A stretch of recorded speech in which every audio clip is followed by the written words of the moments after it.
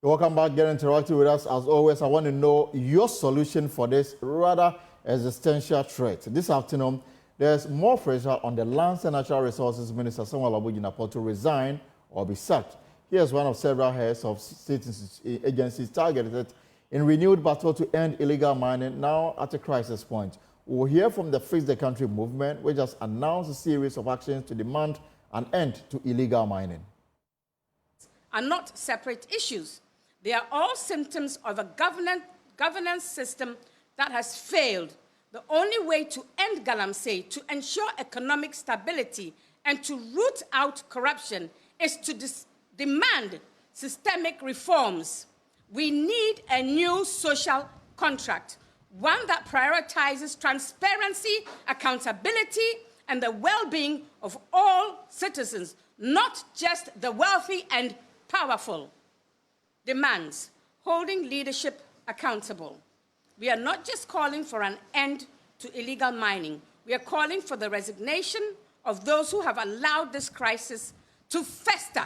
We demand the immediate resignation of the following officials: the Minister for Environment, Science, Technology and Innovation, the Minister for Lands and Natural Resources, the heads of the Environmental Protection Agency, EPA, the Minerals Commission, and the Forestry Commission. These are the individuals who have failed to protect our environment. We have turned a blind eye to the devastation caused by Galamsey, and we have allowed corruption and greed to destroy our natural resources. They have failed in their duties, and they must go.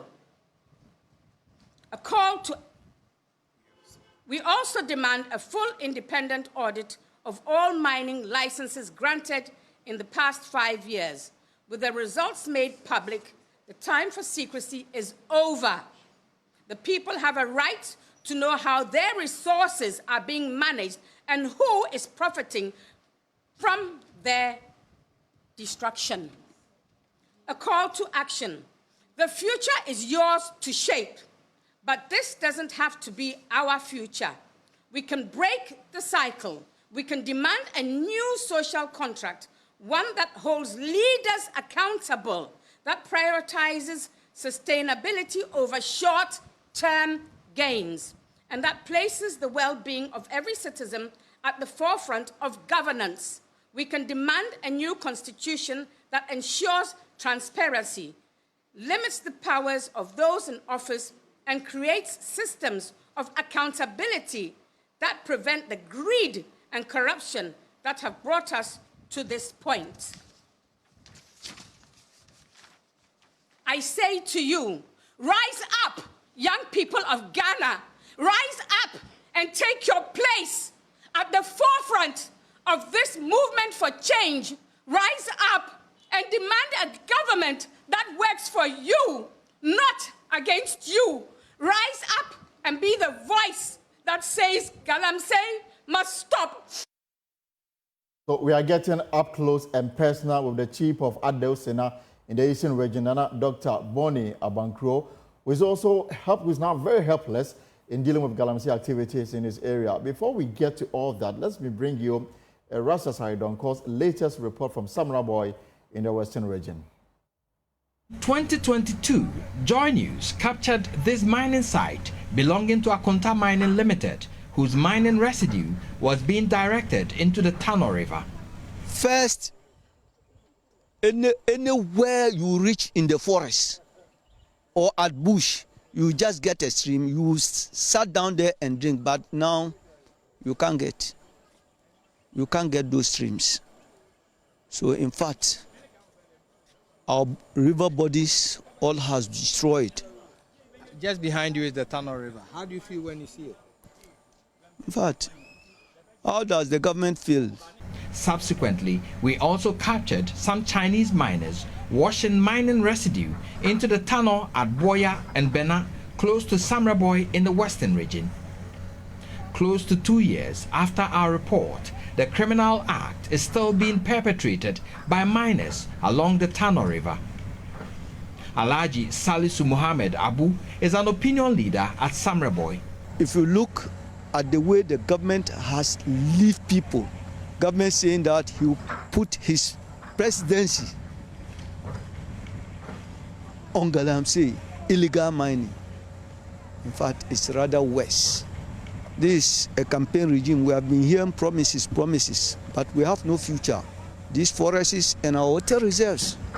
People are saying in 10 years' time or 5 years' time. Never. If this will continue, at least in 2 years' time, a change of government will come and this will still continue. I don't think we have future Ghana. This footage shows a mining site located on the edge of the Tano River, washing its residue directly into the river at Samraboy. The river is highly polluted. Tests conducted by our team registered 0.346 and 0.187 milligrams per liter for arsenic and chromium, an increase of 592 and 274% respectively, compared to World Health Organization's accepted levels of 0.050 milligrams per liter. Reporting for Joy News, Erastus Asaredonko, Samraboy, Western Region.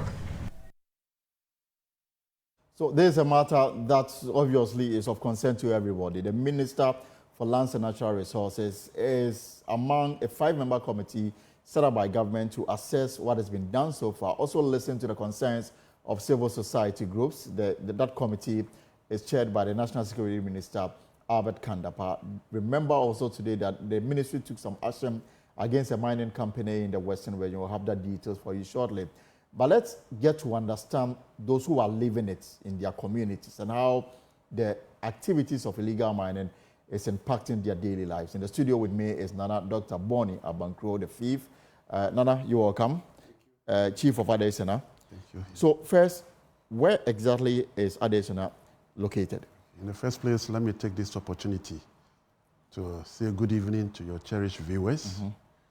Adesina is located in the Bremen North district in the eastern region between Nkoko and Ofuanse. It just borders with New Ebrim. Yes, we have a common border with New Ebrim. And Adesina has a big stew land. It is one of the biggest stew lands in eastern region. It's about 102,000 acres, all infested with gold. I border with Nkwatin, I border with Pankese, I border with Tiewia, and I also border with Asium. All those, with the exception of Ebrim, who was given accommodation from other areas to be settling there before 1704. So Adesina owns all the land, including the one which Nimon is mining on. Nimon is just mining 5,000 of the total 102,000 acres.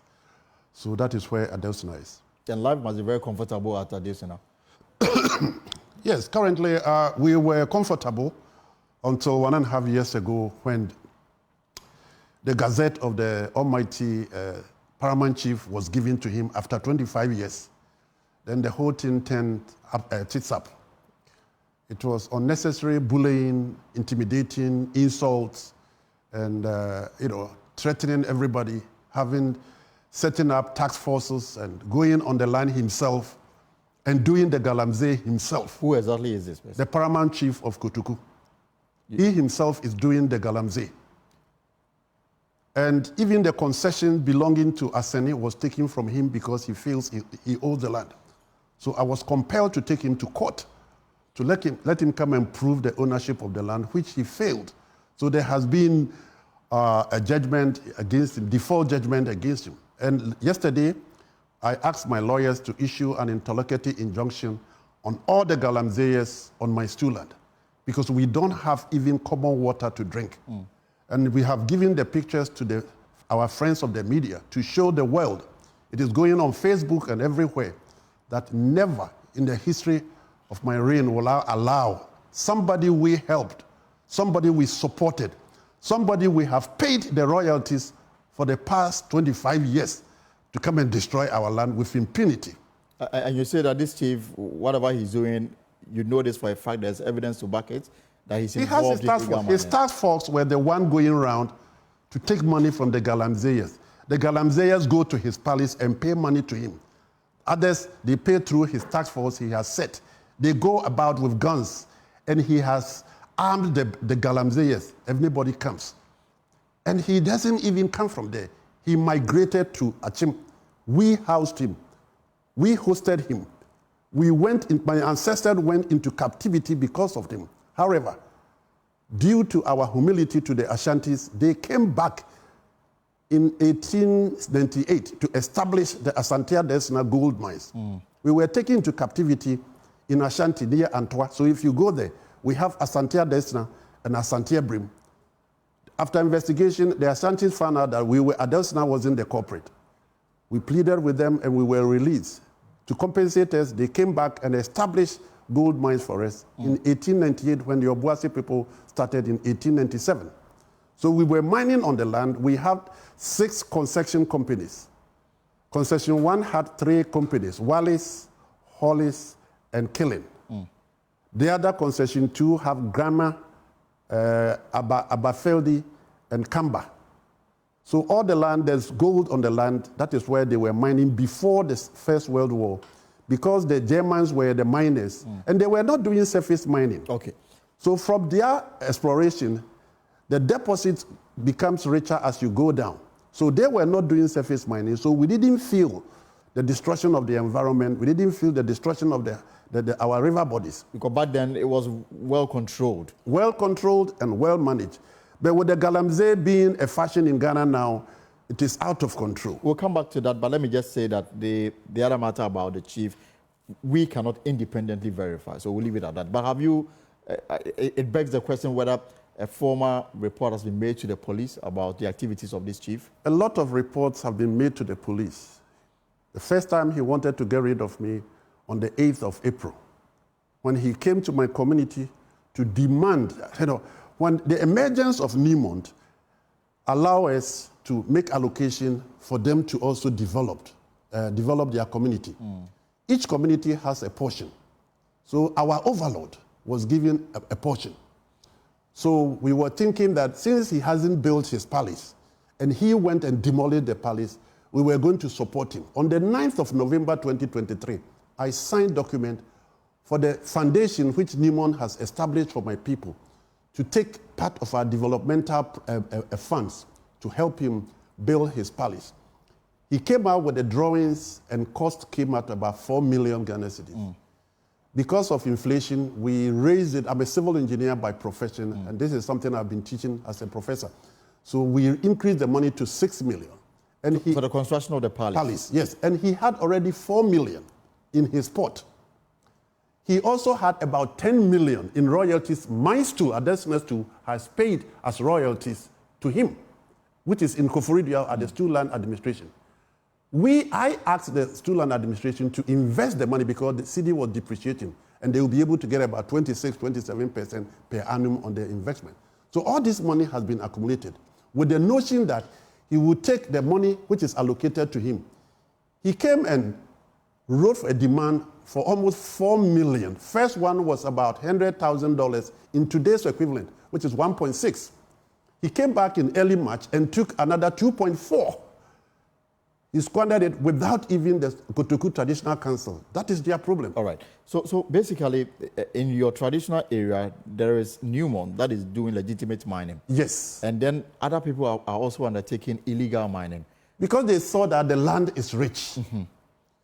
And we saw the benefit of Newmont to our community. Newmont is producing about almost $1 billion in the earlier part when they started a year as part of the income from my stool land. And royalties are paid to the government, taxes are paid to the government. Besides the royalties, Newmont pays ecological levy, which we use for our development, for the palaces, for the schools, for the social center, all the sporting activities.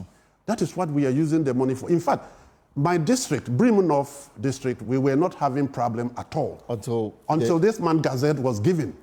So what he came out with, after taking the 4 million and doing the Galamsey himself without anybody questioning his authority, he decided to use police and his task force to demand things. The first thing he wanted to do is to come and demand the endowment policy we have put there for the generation. We have over 5,000 scholarships. He wanted to take the money, irrespective of the scholarship, everything, to go and first of all build policies, build housing for his citizens, and also build factories. But the minimum you took, 4,000, you squandered it without anybody asking you a question. Now, sovereignty is given to him by the family. It is the family who would then put injunction on the rest of the money so that he wouldn't squander the money. 2, he himself is the one leading the Galamsey. I'm there. And he's threatening everybody with the tax force. They are fully armed. That is why we said enough is enough. We are not going to sit down because you didn't come with land. They are dangerous, they are gunners. They were running away from the Ashantis. You didn't bring land when you were coming. We housed you. We accommodated you and we supported you. We will not sit down supinely for you to destroy our land. So currently as you speak, how devastating is activities of illegal mining in your community? All the river bodies now are destroyed. Some of the mining is so close to the communities that if you throw water, it goes straight into the mining pit. From your house, the resettlement, people who were affected by the mines and they were decanted, the company affected built by the Newmont mine mines of Newmont mines. Right. They accommodated, they built a very nice accommodation with roads and all. All those areas have been destroyed by the illegal Galamseyers because the gold is everywhere. And you are helpless in this situation. We are helpless. But then, first of all, we went to court and has issued an injunction on the paramount chief and the Galamseyers. It was done yesterday. Now, as soon as we get a copy, we will invite the army, we will invite the jungle fighters at Achiansi, we will invite the police, I will finance it, they will go and drive them away. In fact, there's actually a directive. The regional minister we spoke to on Monday, yes, Sete Champon, says that they've started the deployment, so they are using the police and Haven't they done it before? Haven't they done it before? So from your experience, what should be the approach now? Will you sit down? I'm asking you, will you sit down in my position? I've been given the sovereignty by Aduana people of Adelsina. They knew my ability as a retired professor, a doctorate degree, a 3 master degree holders. You've retired. They're giving you responsibilities. Look at my size. With all this experience, you sit down for somebody supinely to come and destroy your land. Then you sit down. If the government, the same government who sat down for this thing to be destroyed, is coming telling us today after almost 8 years to come back again, I will not sit down to wait. I need their support. And if they don't do it, from the tiniest toddler to the oldest granny, we'll go on the field and get them out. And what's the plan? We are going there to get them out. The legal miners? The legal miners, and including every one of them. We are going there. Do you have an idea how many people are involved? We know in them. terms of the groupings? We brought the army with the drones to go and take the pictures. And we have our people on the ground investigating how best. If you fail to plan, then you plan to fail. Right. So I'm not going to sit down for them to destroy it. It will go against me that during my reign, I sat down supinely for my environment to be destroyed. Apart from the environment, on the 8th of April, there was a research done in Domahinkru. It was a geological day. In the Boni region? Yes, Boni region. And in that there was a presentation where Cape Coast Hospital was used as indices. And it was observed that 80% of the people who are on dialysis are from the mining areas. 80%. Suffering kidney complications. Kidney problems, yes. They are from areas where the mining effluent from the mines are properly controlled, monitored, tested before the effluents are discharged into the river bodies. If they are having this, then my people are sitting on time bomb. God is going to ask me, what did you do with the responsibilities I gave you? God gave me that responsibilities to take my people out, achieve something purposeful, and bring it back. That is what God gave leaders. Numbers 27. So that is my responsibility. What's the main water source? We have Pra River is there, it's totally destroyed. We have Mama River, it's totally destroyed. We have Brim, it's totally destroyed. You cannot even take the viscosity of the river. It's more than what you think of. It's more than oats. So in the midst of this destruction, through what means are they getting water, portable water to drink and use for other things? The emergence of Newmont help us to get borehole water with treatment plant. In fact, my community has one of the best water systems in Ghana. They gave us a good filtering system. We have a borehole, and then they have charcoal, everything. They've done some scientific analysis where the water is properly sieved. It is pumped and filtered before it is distributed to all the communities, to the people. So that is what we are using. Apart from that, those people who live after the Adelsina town, they are suffering. They used to drink from the rivers, and it used to be very cool, very nice. Farmers, all those people go and they drink it. Today, they dare not. They cannot. Are they really aware of the health implications? They are very aware, and so another aspect of it is that it is bringing about the production of water, sachet water, and all those. Even that there's questions have been raised about the quality of the. We've done a documentary that exposes some. Yes, diarrhea and dysentery when you drink those ones. It's very, very fearsome. So we are desperately in need of government coming to if the government will pay attention to our area, and we want the government to call the paramount chief to action, because without him, the people will be afraid to do it. But all of you go to the Eastern Regional's House of Chiefs. Yes. And you are saying that this matter, it doesn't come up at all? No, it doesn't. Look, I'm on national TV, and therefore anything I say, I need to back it with facts. It is one of the weakest entities I've come across, both national. The Eastern Regional House of Chiefs. And then also the national. They are aware and failing to address it. The purpose of which this, how do you give this man a gazette if you have this characteristic like this? His gazette is being even questioned. You see, the system needs to be changed. And some of the youth, some of us, we have to stand up to these things and make sure such an enviable establishment need to be trampled upon. It is bent on the family who gave the man the sovereignty to call him to question. However, they are so adamant, and the way he is, most of them are afraid. My sub-chiefs in Brimunov, when the Ebremu chief, who is when he shouts, you find people with doctorate degree and professors and all shaking like water in a jug. On the 1st of May, I was almost assassinated if I had gone to the palace. I refused, and I wrote a petition to the IGP about his own bodyguard exposed them because they found out that I'm the only person who is an obstacle to their achievement. It is total morbid loss for money, no care, nothing, no compassion, no empathy on the people. All what he came for, my pocket. The money he took from the foundation, he didn't build the palace. If you ask his sub-chief, I want you people to interview his sub-chief, whether even he gave any of his sub-chief 10,000 this in here. So apart from Newmont, that obviously they have license to mine. Yes. Are there small-scale miners also licensed to undertake mining activities in your traditional area? Not in my area. I haven't seen any small-scale mine. You see, the mining regulations, you are supposed to go and enter into agreement with the surface right owner. I haven't entered into agreement with any surface right, anybody coming to me. They know that I'm against Galamsey, so they won't come to me. They are supposed to go to the district assembly. They won't go there. But the man himself, the overlord, is the one shielding the man. What respect has he got for us? So apart from Newmont, everyone else is doing illegal mining. Illegal mining, yes. Newmont is the only company, and one thing, honestly, Newmont Achim has been awarded, have been given an award consecutively twice. Everything they said they are doing it. Completely, they pay their taxes, they meet the chiefs, they communicate with us. Any little thing, they will let us know. I've been on the stool for 19 calendar years before. At that time, they were doing the exploration. We don't have any qualms with them. But the illegal miners, they are the one. Even Newmont concession is being encroached upon. Newmont concession is being encroached upon. Some of the Galamseyers go there, cut their wires, enter there to go and steal their TVs and all those things because they know they can do anything with impunity. Somebody is backing them. The task force are backing them. They have guns.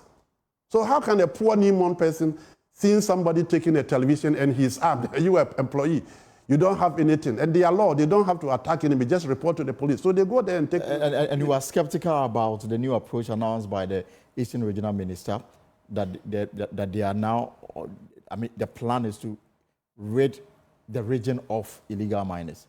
Well, we are praying that we achieve it. But if somebody will give you clothing, look at how naked the person is. You see, speech is free. Nobody forces you when you come out with it. Is it not the same government which was burning excavators, who was taking excavators which were flying out of the country? Are we not going back again? Why did we wait at this time of the year? Why did we wait at this point in time? These are the questions we ask.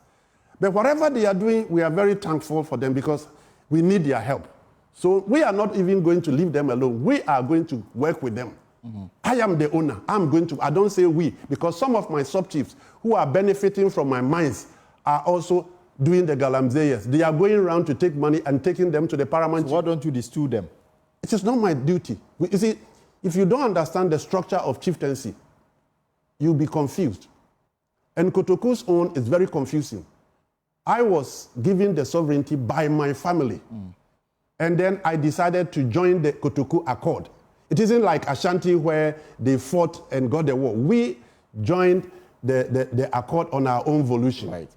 Because we wanted to form a unity against the Ashantis or any perpetrator or infiltrators. That is the purpose of it. Okay. But now, the new one who came is so arrogant. But sometimes we realize that when you swallow your Pisces and pomposus, it will give you constipation. We are ready to work. We are ready to serve. But the bullying is the issue. He is doing wrong, but he doesn't see that something is wrong. He said he has the power, so he can do what he wants. I'll come back to wrap up with you, but this morning, the Fix the Country movement held a news conference to announce their demonstration aimed at putting pressure on government to fix the situation. Before we hear from them, though, here is Chief Veterinary Officer at the Veterinary Service Department, Dr. Emmanuel Alaji Kujo, raising concerns about the safety in terms of the quality of fishes that we have in the country. Listen. For some time past, veterinary services was concentrating more on terrestrial animals. But the time has come for us to change focus and pay more attention to aquatic animal health, because that is where our source of protein comes from. We all enjoy our fishes, name it the tilapia, the catfish, the amanese, and the cobes. They are all aquatic animals. And the environment in which they live and reproduce and give us all this protein is being threatened by Galamsey activities. Our water bodies are polluted with heavy metals and antimicrobials, which we have to actively survey and control so that we safeguard public health in this country.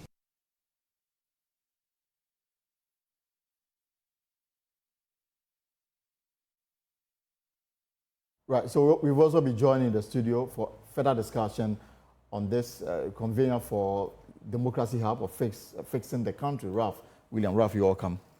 Right, so Nana, you were, as I wrap up with you, I mean, for you, what should be the way forward? We want the government to stop this illegal mining as soon as possible before things get out of order. Now, he should let us have a consensus approach as to how best we can help the youth to earn a living. You see, idle mine is the devil's workshop. So these people are doing that because they don't have. But then if you teach them how to do it properly, I've worked throughout all the continents of the world. I mean, I used to work with the International Olympics, and I went throughout. And most of the countries, they are doing mining, but they are not doing it illegally. They are doing the corporate mining, where the people have been put together, they've been given assistance, they've been given training, they've been given a support, whereby they will be able to do it properly without destroying the river bodies. Personally, I would have preferred for them to go underground. In my area, the deposit is not high at the surface. You will get 0.9 grams per ton. As you go deeper, from about 25 meters down, getting about 3 grams per ton. And then as you go further, you go as much as 6-7 grams per ton. And that requires a lot of investment. Yes, you see, I went to Germany to go when I was a professor, and I went to the files Gold Coast prior to colonization, that was where the Germans were mining. And if you look at their exploration at that time, using the crude technology, and if they are able to identify and come out with these findings, then you know today with the scientific approach, this we use it digital, we can get more if we are able to do it and do it properly. So there is a future for every youth if they allow ourselves to come together and help them, mobilize them, give them the support, and make sure that they will be able to earn a living which will not destroy the habitat, it will not destroy the water bodies, and it will not destroy our vegetation. That is it.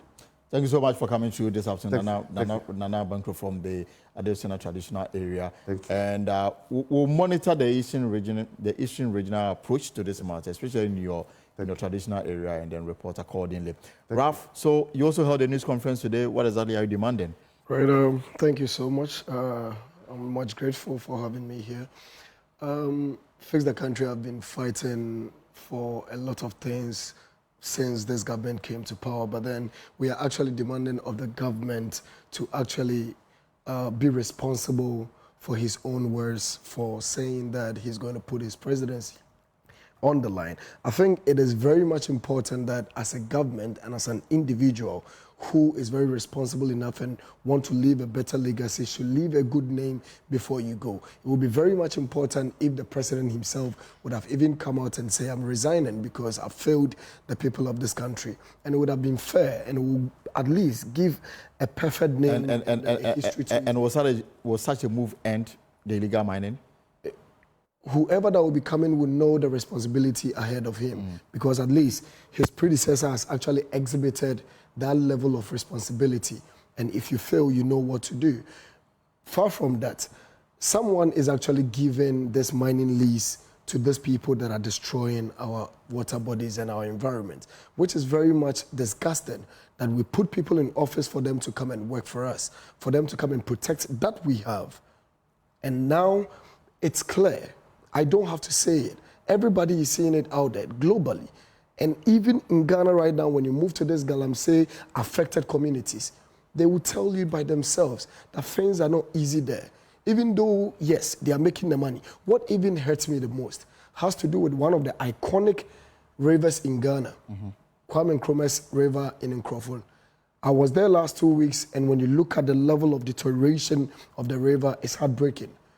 And we have somebody who actually gave a mining lease to a company or an individual to mine wherever it is. And as we speak, when you go to Nkroful itself, I asked some of them and they said they don't do Galamsey there. It's far away from where they are doing the Galamsey. But because the water bodies are being destroyed from some places or the sources of where the water is coming, it is affecting them. It's affecting them. So we are demanding that the minister designated for environmental and mineral resources should resign. And the forestry department, they have equally disappointed us greatly. And so you are demanding the Lands and Natural Resources Minister resign. Exactly. You are demanding the Environment Minister to resign. Yeah, and the forestry department, forestry commissioner to also resign because they have disappointed us. They've not been up to their responsibility of protecting our forest bodies. When Chief was speaking, he made mention of going deep and, make sure you do the mining. Underground mining, not surface. I have witnessed, and I can go with your team to show them, a place where some individuals went there to do prospecting, and when they got certain amount of gold, they started calling in and people started tripping in. And after 2-3 weeks, there was nothing to be found. And the whole land has been destroyed. The rivers there has been destroyed. Yet, they got nothing. So which researches goes on? When these miners come to seek for the lease or consignments, how do they scrutinize them to know that these people, they merit it for we to even give them the licenses or not? So it's like people are just giving licenses out for no checkout. They don't investigate nothing. They just come in and they give it to them, go and mine, and they go out there to destroy our water bodies. But it doesn't look to me that the call for resignation you're going to get. But if beyond that, what else do you think must be done immediately? The government has announced new set of measures to contain this. Regional ministers have been tasked to deploy police and military to mining areas and stop what is happening. few other issues that have been announced by government. Let's be very honest to ourselves. This is clearly some part of the gimmicks they do. How much money haven't we spent already? Operation Galamsey, may he so rest well. It hurts me so much when I see individuals in government doing Galamsey today, including a minister of state. Who is that? I can't really remember his name, but then he stood in parliament to say, yes, I know you, we are doing Galamsey, we are destroying the water bodies, but you, the NDC, equally did same. No, he says, I think you're referring to Arnold Dompre, the chief whip. Okay. I mean, there was argument about the destruction of our water bodies, and his argument was that when the NDC was in power, they did worse. They did worse in terms of protecting the river bodies. Did it really matter for you to, as a responsible citizen at this critical moment, to admit that, okay, fine, you did the same, and so if we are also doing now, you shouldn't complain or speak about it? I think basically it was for want of a better word, an irresponsible statement. It was needless. But so we are looking at solutions. Now, the solution, that is why we are asking that the president would take a drastic decision now, if not him resigning. At least he appointed certain people to work for him, and those people have equally failed him as well. I just heard Chief spoke about fishes or the except you played. Yes, from the veterinary. Yeah, that our fishes and all these things have been affected. Now let's ask ourselves, majority of our families out there in the US, in the UK, they call in and they ask for bush meat and dry meat and all those stuff. We are saying we are going to be drilling boreholes. And in fact, this is what majority of the Galamseyers have been saying, that when they visit these communities, they drill boreholes for them. Let's ask ourselves, where does this rabbit and all those bush meat go and drink from? They don't have boreholes, they don't have pipe waters there. They drink from the same streams and rivers, which have been affected by the same Galamsey. And the ministers of state, the Speaker of Parliament, the Chief of Staff, all of these people enjoy bush meat, and they are even forgetting themselves that at the end of the day, this same bush meat that are consuming or drinking from this same contaminated, poisonous water bodies, they are equally enjoying the pepper soup they are taking with the same poisonous substance. So it is very much important that we all as a country hold it upon ourselves. Sometimes it hurts me with what you said right now, that you think it's not possible that government is going to agree to resign. But the call has been made. They've rejected it. That's why I say that. Yeah, but you may not get it. So this is a call for us all. I think it's a very serious issue that we all, I don't think you've even thought of this bushmeat thing. No, in fact, it's been a concern. I mean, exactly. The whole of this, because we've been on this matter, I mean, experts, they've gone in to do their own research, and the conclusion is that, I mean, this thing can stay in the body for as long as it can. So while consuming it exposes you, may be in Accra, so don't you think that you are sick. I don't want to use that word because it will be an opportunity for people in government right now to also take advantage and do whatever they want to do. But this is an urgent moment that every single Ghanaian, in fact, this is the time we need to respect President Nana Akufo-Addo. I mean, Machiavelli needs to be respected for the first time. Let's be citizens. Citizens are not spectators. This is the time Ghanaians need to be citizens. Okay, Ralph, so because of time and before I let you go, so, I mean, government responsibility is required in this matter, no doubt about that. Yeah. What about we Ghanaians who've also decided that regardless of the existence of law and regulations, we will undertake this illegality and destroy the environment and our water bodies? There is nowhere in the world that laws and, people not being, forced to oblige by responsibilities and law can work. We can never take it out. So if we have a society where people in government can admit, even in the Parliament House, it won't work. We need responsible leadership. We need pragmatic leadership. Leadership with responsibility that can take up, responsibility and say, hey, pick this person, go and check him, and if he falls short, jail him. Take this. Let's be very active.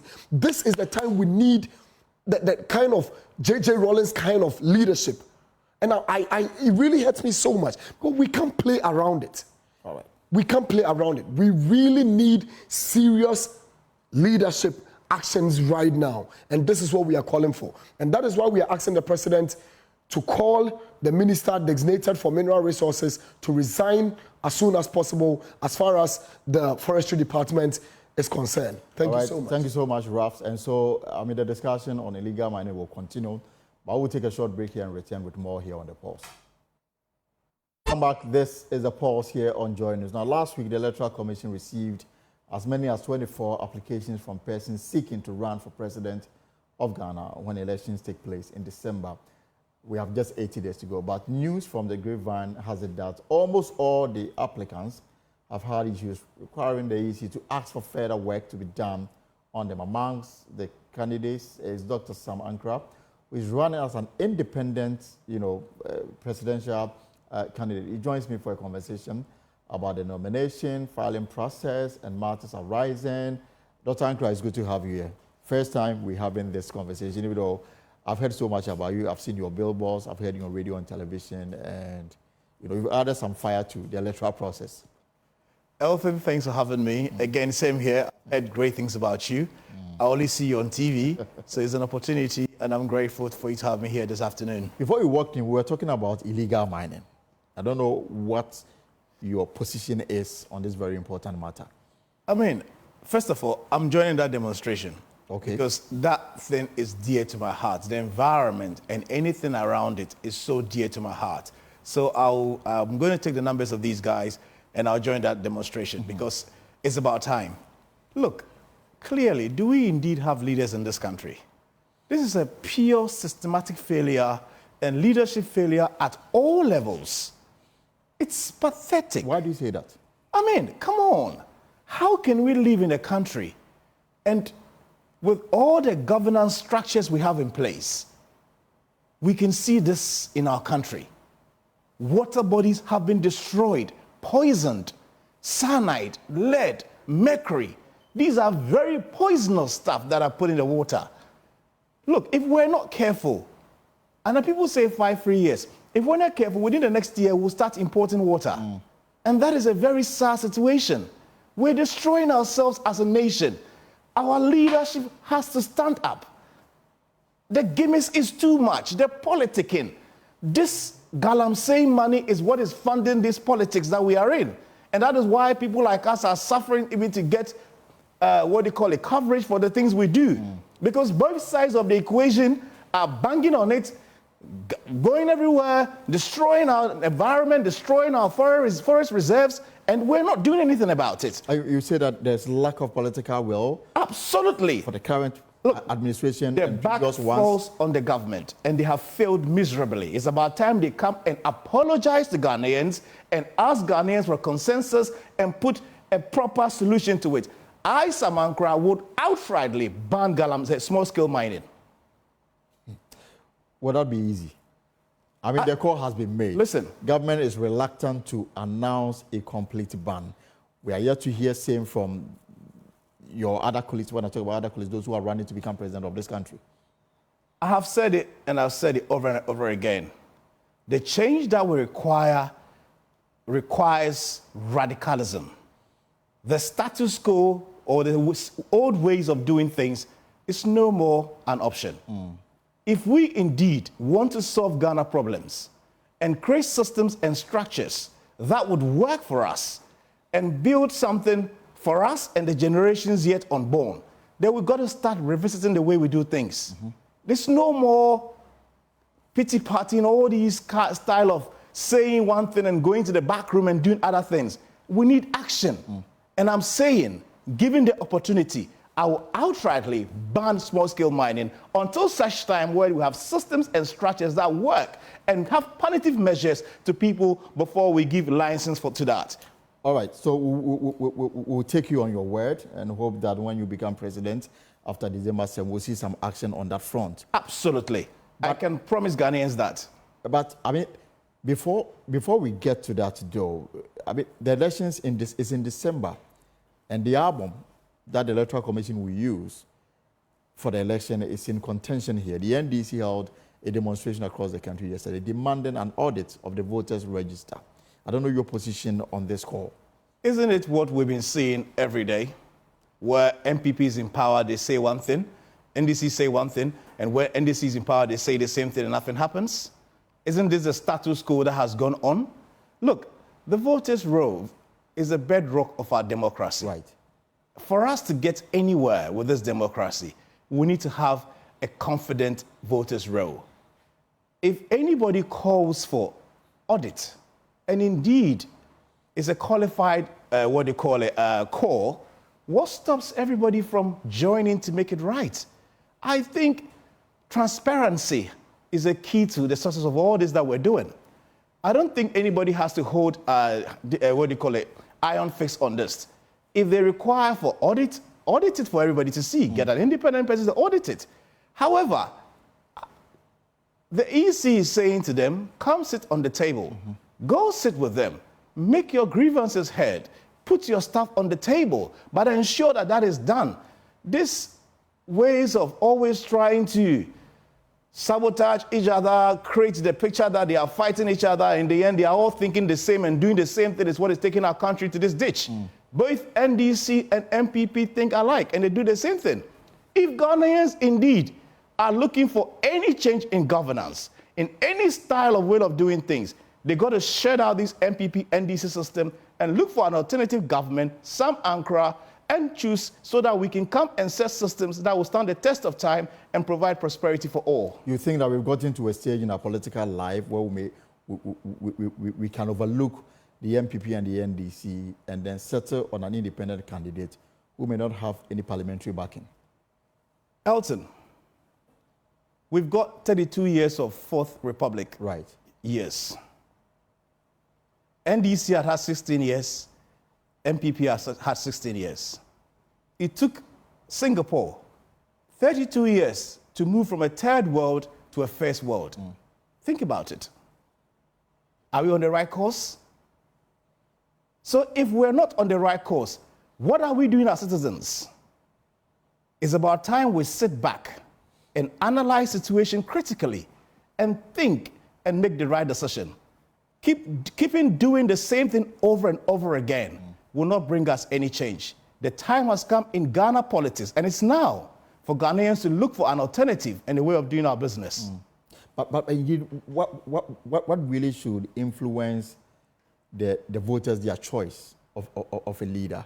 I mean, you made a point about Singapore. Argument can be made about Dubai 50 years ago, and Dubai will be a small fishing community. But it took the ingenuity of somebody, and now Dubai is the center of world tourism and attraction. Ours appears to be taking one step further and then three steps backwards. So the question really is, those who are so attached to their political ideology to the extent that they are finding it difficult to look at other options. In this crucial election, as some people have described it, what should they look out for?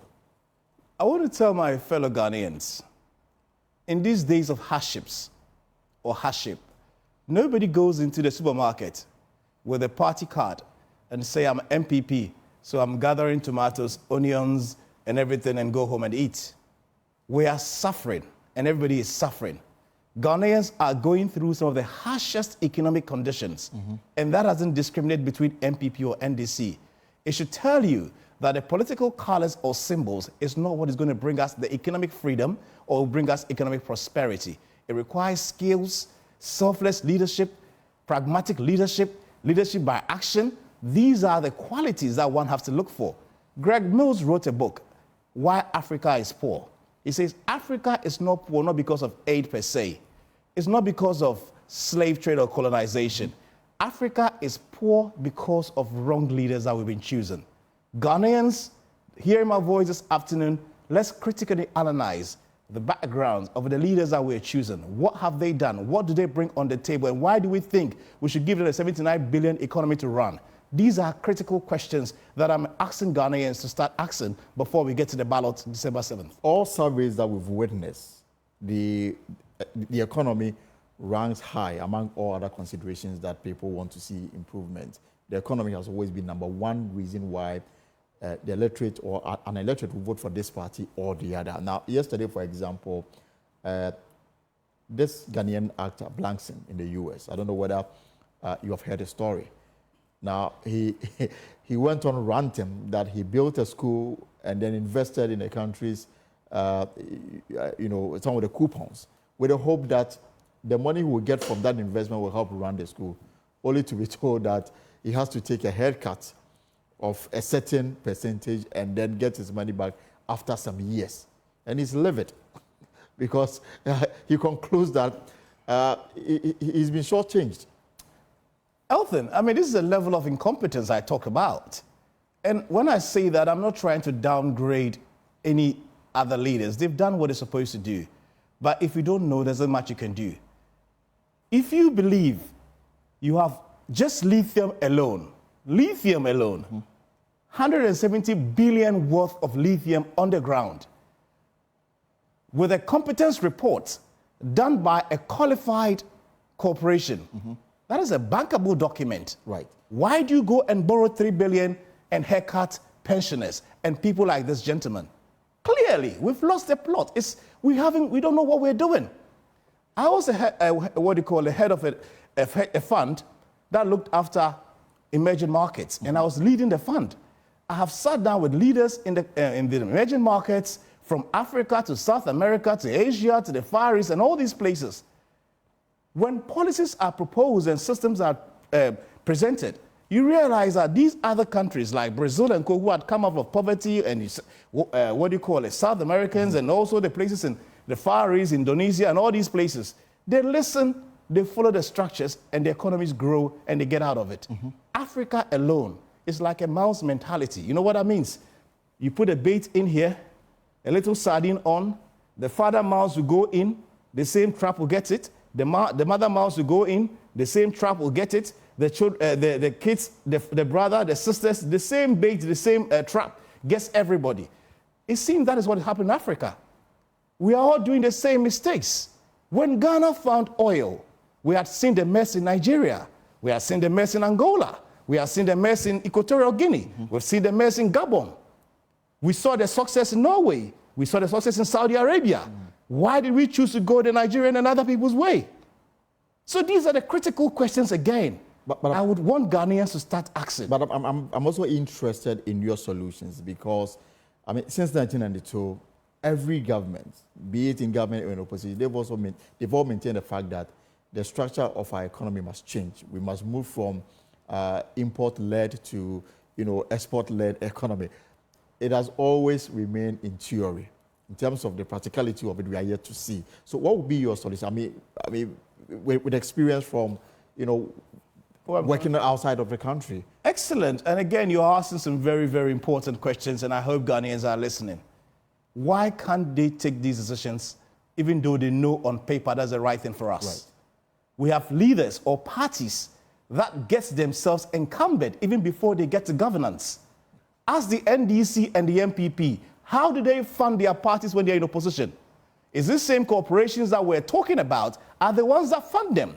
So if you get yourself encumbered, tied up, you get to governance, you cannot make the right policies and processes that would change the country.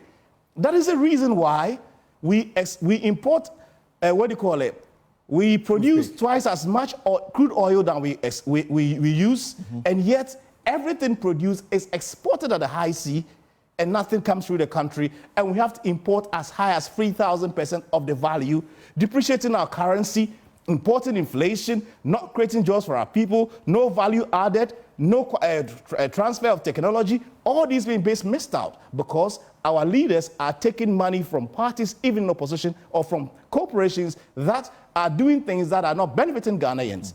Sam Ankara is saying the status quo is no more an option. Given the opportunity, we would process 100% of every iota of raw material we produce in our country, starting from the crude oil. I'm promising Ghanaians, first 90 days of my administration, we will sign an MOU to put another 200,000 barrels a day refinery. This and other major policy-driven projects is what we intend to do so that we can kill this issue once and for all. The cosmetic way of solving our problems would not bring the freedom that the Ghanaians are looking for. But again, you see that even on the issue of the refinery, the idea may have been there from the onset. That's why, perhaps that explains why Tema Oil Refinery was set up. But it's been underutilized for all these years. Deliberately, or? So clearly, like I said, certain agendas are being pushed. Look at the importation that we are having. We live in a country where when you leave a fruit seed on the side of the road. You come back a week or two after it's germinated. Fertile soil. Do you know Ghana has 10 times the arable size of London, New Zealand?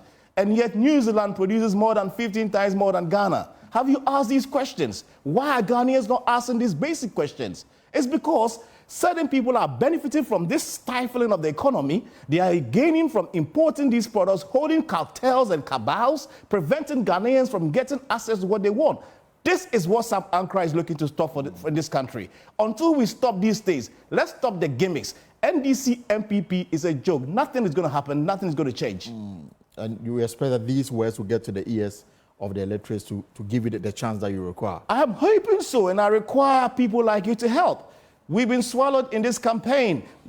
Journalists and stations and radio stations and all these cameras are more interested in taking concerts and shouting on platforms and jubilations and Kim Palute's songs than having intelligent conversations that Ghanaians will be educated and know that, look, the problems we are in can be solved if we take the right decisions. Apart from the economy, the other concern for a lot of Ghanaians is youth unemployment and education.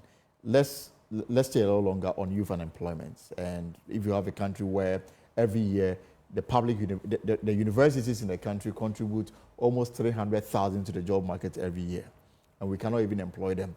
And then we are happy to say that we are even exporting, nurses and other medical professionals abroad, and we count it as an achievement. What does this say to you? When you go to the hinterlands, you virtually have no health professional, sometimes minus some of the health facilities that we have. It boils down to the fact that our economy is not strong enough to possibly accommodate everybody. So youth unemployment, I don't know your plan in fixing it. Sam Ankra is in the race because of the youth. If it's not for the youth, I'll probably be sitting in my little corner, retiring and enjoying my life as a young person. As young as I am, I could retire at this age. The situation with the youth is very dire, and I believe drastic measures has to be taken.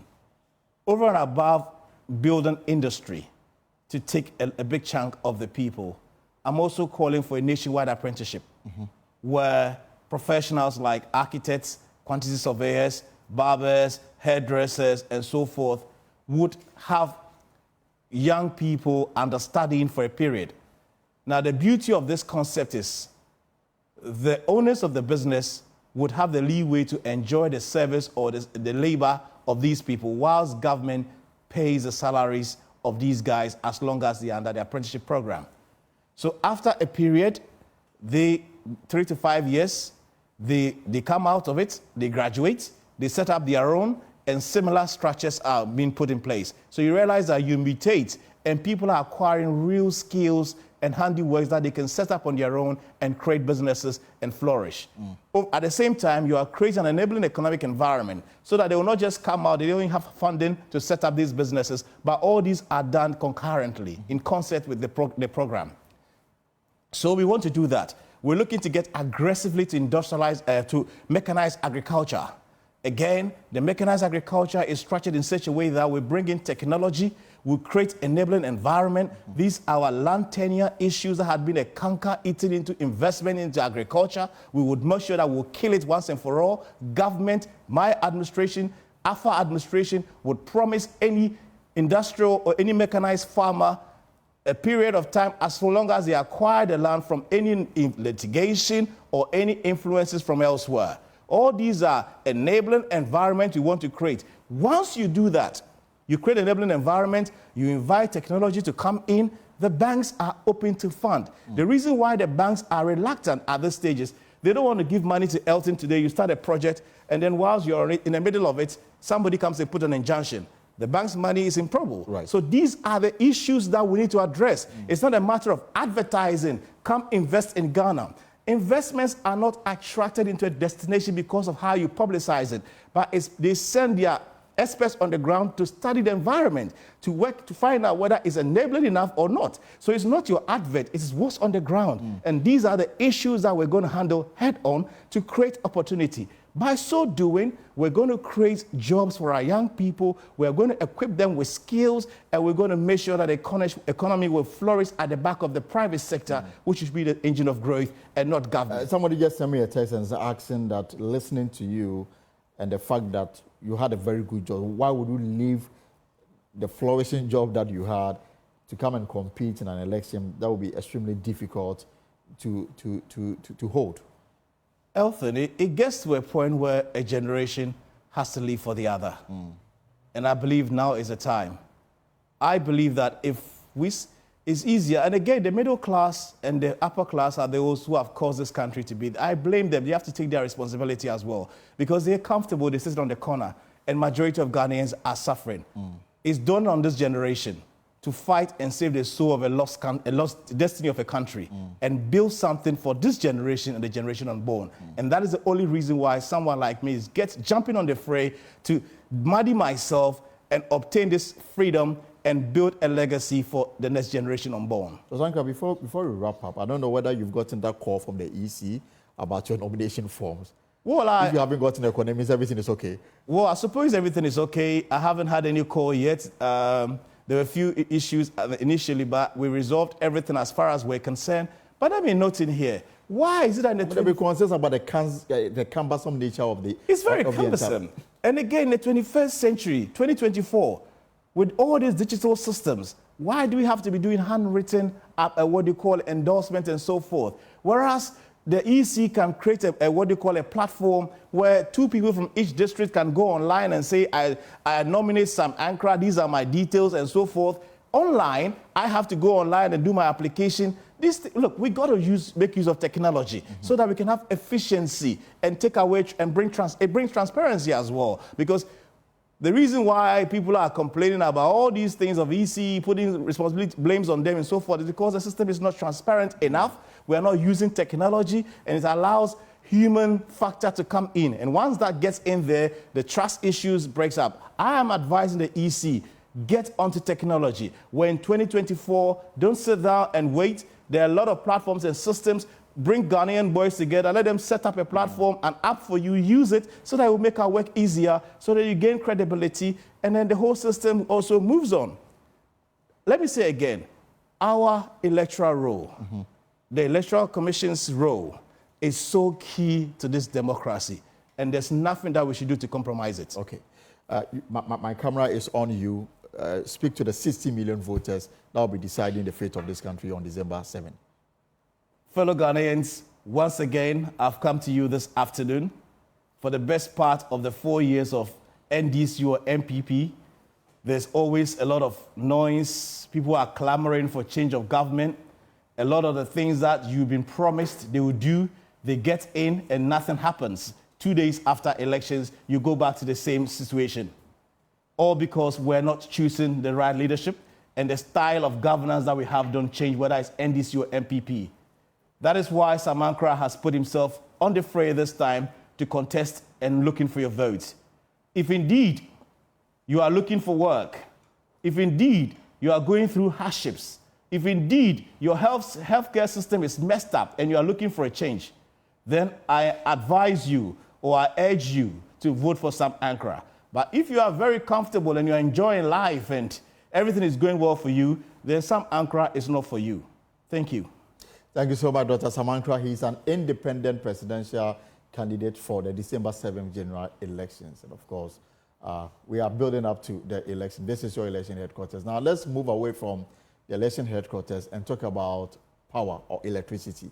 The Public Utilities Regulatory Commission, PURC, has issued a stark warning that the Electricity Company of Ghana is on the verge of bankruptcy due to severe financial difficulties. In a letter addressed to the presidency, the energy, the finance ministers, and other key stakeholders, PURC Executive Secretary Dr. Ishmael Akap reviewed that the crisis is also affecting the operations of VRA, Gridco, and Bui Power Authority, causing delays in salary payments and challenges in covering administrative costs.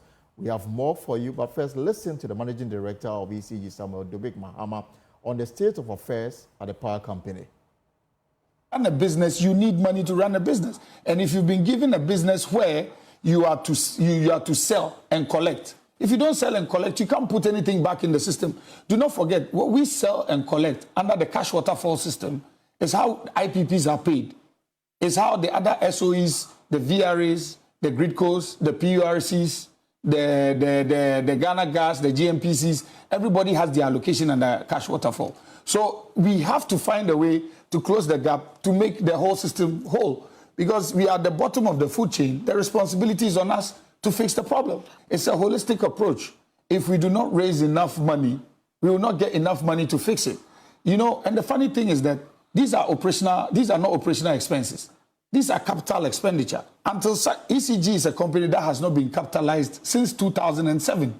All these new reforms that you've been seeing for the past 2 years since I've been in office have been us trying to be creative in using our operational expenditure to close the gaps. So all we do need is a conversation around the whole table saying that, hey, you cannot be doing this anymore. This is the capital expenditure that needs to be put in. Value this, value that, and let's talk around the big table to find that kind of money to solve some of these technical issues.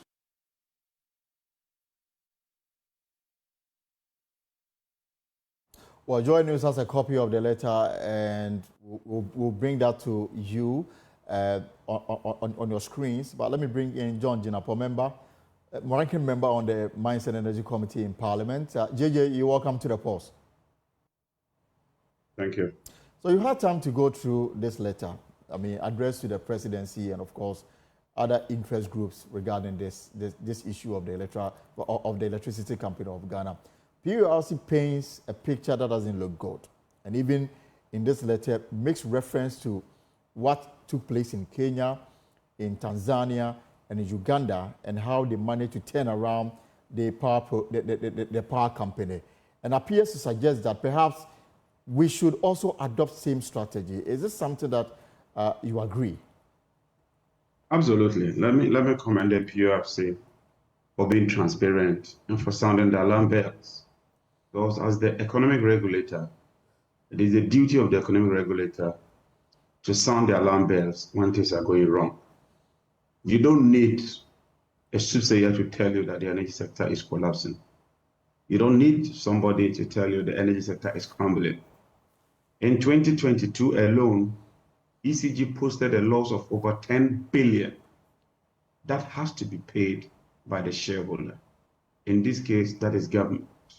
Currently, as we speak, government owes over 1.8 billion from power that has been consumed and not paid for. And this is captured in the cash waterfall mechanism as published by the Public Utilities and Regulatory Commission. Today, due to very bad policy decisions, the gas infrastructure that we claimed when MPP assumed office, that the Mahama-led government left so much gas that they were paying capacity charges on unused gas. The gas is no more adequate to power our thermal plants. And so government is procuring $40 million of light crude oil every month using ECG, most of which has been procured on credit and not paid for. The letter, as you read, tells you that ECG collects only 42% of the required amount to pay the sector. Right. How can you have an energy sector where you can't even collect 50% of the required revenue? The Ugandan agreement or Ugandan method that you just mentioned, I led a team when I was deputy minister to Uganda to study the Ugandan concession by UMEME. We went to Kenya, we went to Tanzania, we went to India and studied all their ways of collection. They are doing about 98%. Absolutely. And that is why we brought on the PDS agreement to reduce the losses and collect 92%. This same government, using their cronies, using their family and friends, attempted to swindle the Republic, only came back and told us that they were presented with a fake bank or insurance guarantee. And today, look at where we find ourselves. Look, it is really, really serious. Whoever assumes office as next government will be assuming a debt-ridden, infrastructure dilapidated, aging equipment in the energy sector, and it will take a lot of effort and a lot of work to bring back the energy sector on its legs, because even in the petroleum sector, petroleum production has declined by more than 30%. Hake has left Ghana. ExxonMobil has left Ghana. ENI is in a tussle with the Republic of Ghana. And so nobody has confidence, even in the petroleum sector. Look, my brother, beyond the politics, this government has decimated the energy sector and is really, really terrible. So JJ, if you support this recommendation for a possible privatization, should it be partial or 100% private-owned entity to bring the kind of efficiency that you want to see in ECG? Mind you, ECG says that since 2007, there's never been capitalization for the entity. And so whatever has been done from 2007 up until now has been through the ingenuity of the workers themselves. You don't need to capitalize ECG. ECG must make profit. When they make the profit, they will convert that profit into equity. As they convert it to equity, they use that to capitalize the utility. And don't forget, when we were leaving office in 2016, they made a profit of more than 300 million cedis. So they were making some very good profits, and they were on the path of recovery. Gridco also posted profits of about 70 million. VRA was doing well. Almost all the energy sector SOEs were turning around and posting very impressive and significant results. So the problem is not government injecting money. You can't inject money into a leaking basket. The problem is the unnecessary political interference, the corruption that has engulfed the sector. And so you don't need to sell ECG's assets. And let me put on record that President Mahama has assured that he would not sell any of the assets, be it VRA plants, ECG plants, or Gridco's plants. Rather, ECG's problem is billing and collection. And that can be done through a concession. And so by bringing in the private sector to assume the billing and collection element and giving them some KPIs, you would significantly reduce the losses within a short time. And that can have a pass-through effect as far as the transmission and the generation sector is concerned. The other aspects, I mean, going through this letter is the revelation that because of ECG's, inability to collect as much as, is expected of them, it has led to the situation where the other players in the industry, VRA, BUI, and Gridco, some of them are finding it difficult to even pay salaries of their workers and meet other administrative. I know you are in a very privileged position. How is this particular pronouncement that salary payment is even an issue for some of them? Yes, it is so serious that Gridco in particular, sometimes for 10 days, they are unable to pay their workers. And they have to go for expensive bank overdraft. And even with the bank overdraft, they've not been able to service the bank overdraft. And so most banks are now declining to advance such overdrafts to Gridco. So if you're unable to pay even salaries, how are you able to buy consumables, let alone invest in the infrastructure, which requires significant money? Look, ENI is threatening to draw down on the last part of the LC, which is backed by the World Bank. They've drawn more than $300 million, and they are just at the threshold of about 120 million. If they go beyond that threshold, it means that technically Ghana has defaulted.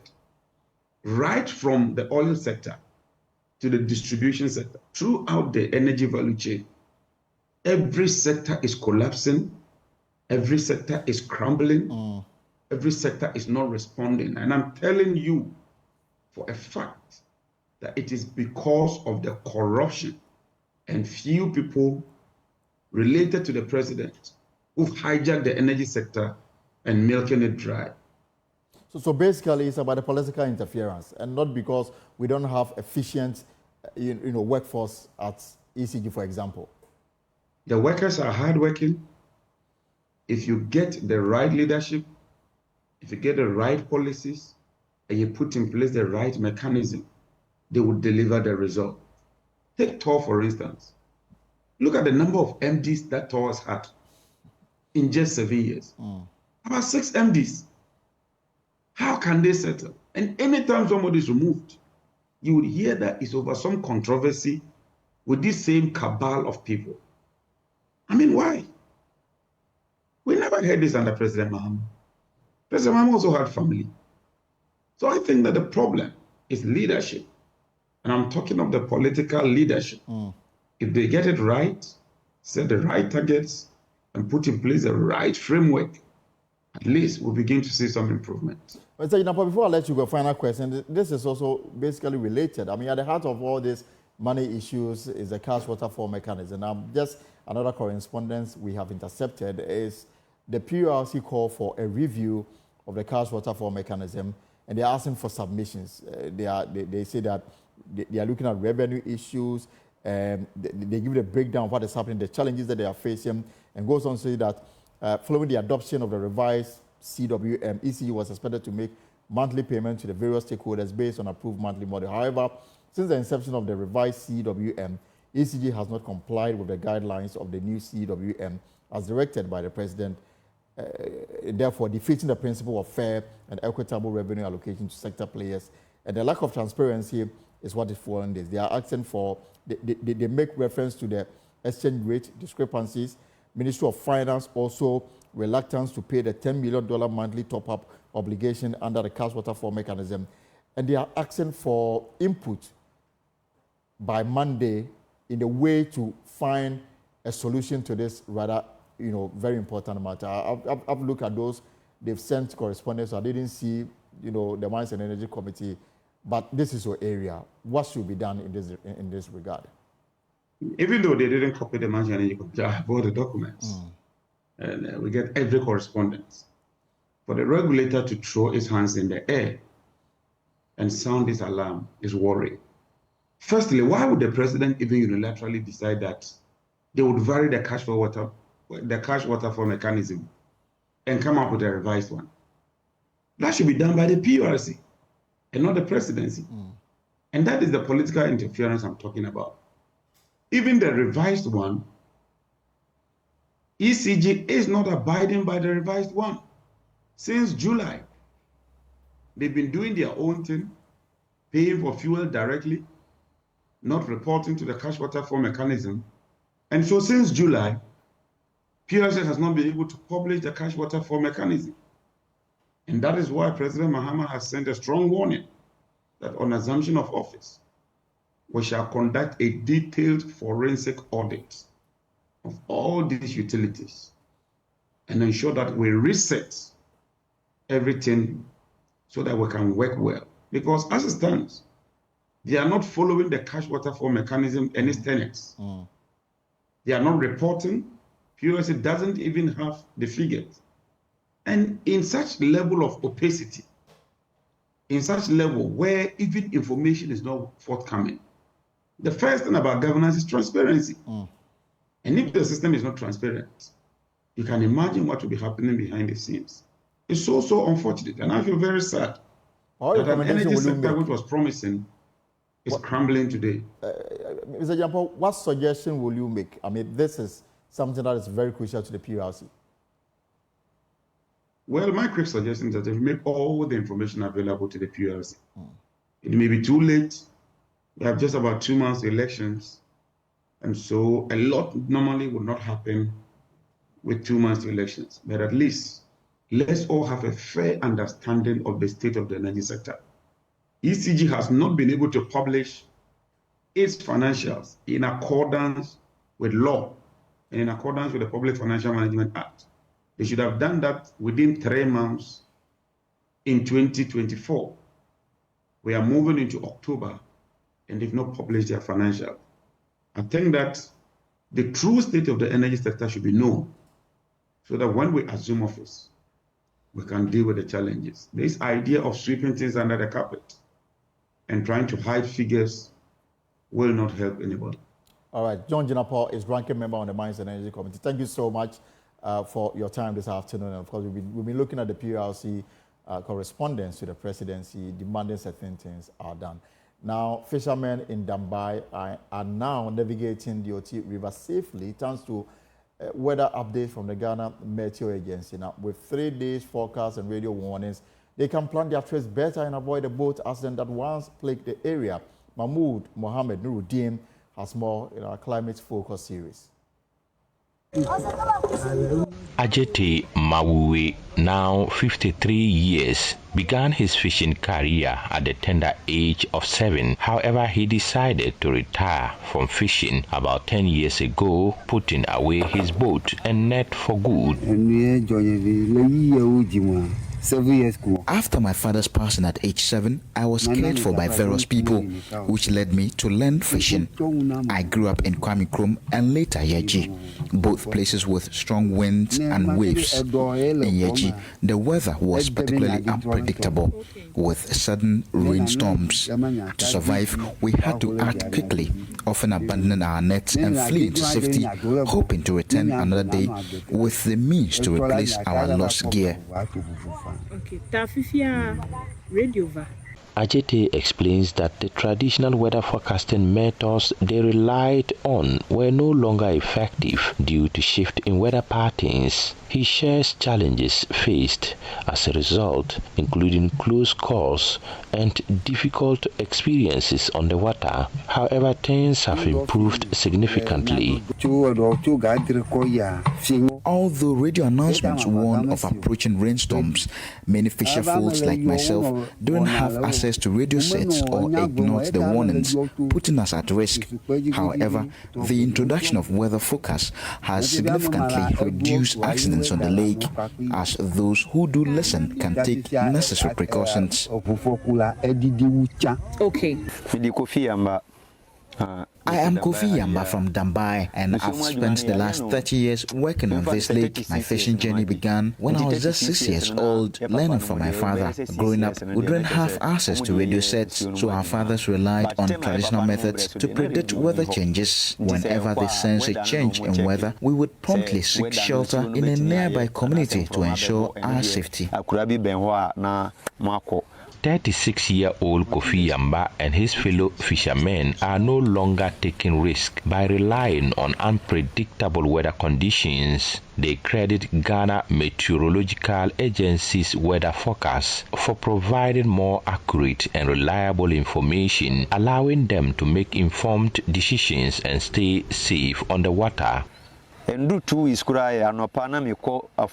The weather forecast on the radio has been incredibly helpful to me. For instance, I recall a recent occasion when I was heading to the farm and heard a forecast on the radio warning of heavy rain. I promptly decided to return home, and sure enough, it rained. The timely warning allowed me to avoid getting caught in the downpour. Radio weather forecasts have saved us from water-related disasters. Staying informed with reliable weather information and acting on it can help you stay one step ahead of potential dangers and avoid being caught off guard.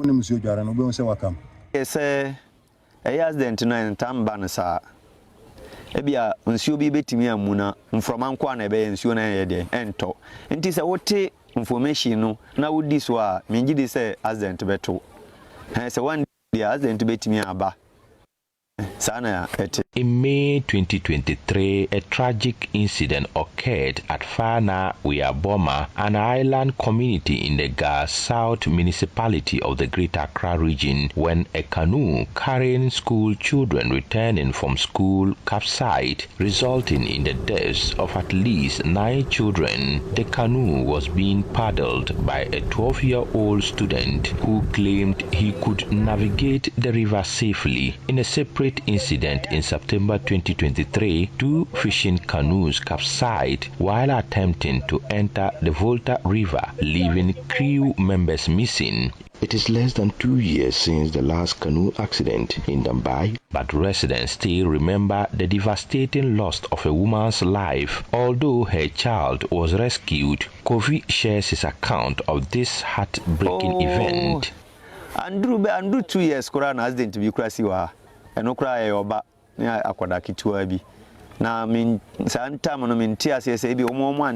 been less than 2 years since the devastating cannon accident happened here, resulting in the tragic death of a woman while her 12-year-old child was fortunate enough to be rescued. I'm unsure if they were unaware of the weather forecast or not, but it's a sobering reminder of the importance of staying informed about weather conditions.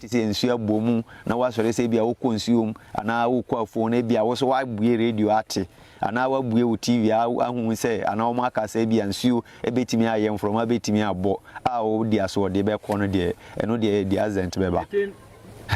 So, my name is Israel Tosu, the morning show host on 40 Radio, and we've been doing the weather forecast. OTFM has been a trustworthy source of weather updates for the fishing community. The host of the morning show, Israel Tosu, emphasizes their commitment to keeping residents informed about weather changes, helping them stay prepared and safe in the face of unpredictable weather patterns. We've been doing.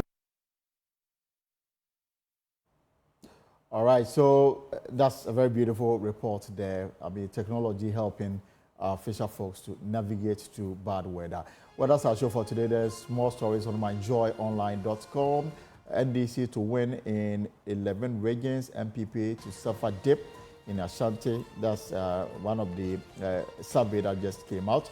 We've got the PRC, we've got former President John Kufuor talking about disability and other matters. Well, folks, that's our show for today. Whatever you are up to in the hours ahead, I hope is profitable. Tomorrow, same time, we'll be here with the Thursday edition of The Pulse. Until then, take care. My name is Elton Gobe. Have a good evening.